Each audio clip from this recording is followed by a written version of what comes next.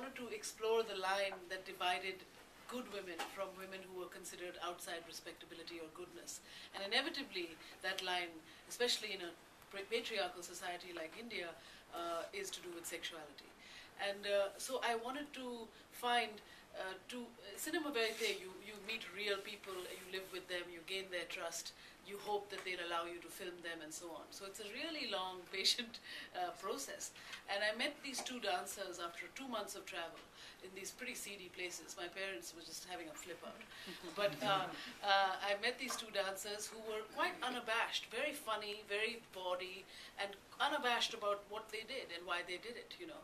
For a paycheck, for cash, they were respectable, but they sent money home, whatever. But they were also wanting to be sexy, they weren't being coy about what they were doing. So I really liked these women, and I hung out with them. They were in a nightclub in Bombay, and I ended up living with them. And it's pretty rough when you live like people have to live.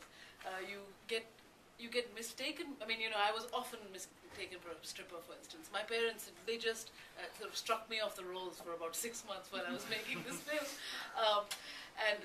But then when you live with them, you see the double standards of our society right at your door. You understand, in a way, what it is to be in their position, in a very raw way.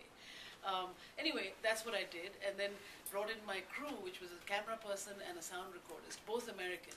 And it was funny because the dancers feel very free with me, because womanhood, that's the biggest advantage, I used to always say as a woman, that you get access to places that man could never have gotten in.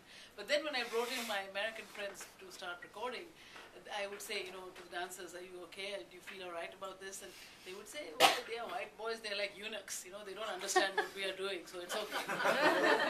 It was very interesting because the language prevented them. They trusted these boys immediately because they weren't the kind of customers they had to please, So it was very interesting, how life... and then alcohol being my best friend in that movie, the men who would come to the club were always drunk.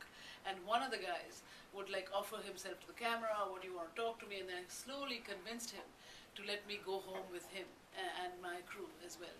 And there I befriended his own wife, who was Miss Respectability, and then lived with them. And so the film became this triangle Indian style, like the person who is respectable but who dreams of freedom, and the person who is free and who dreams of respectability. And you wonder who is the more lucky, So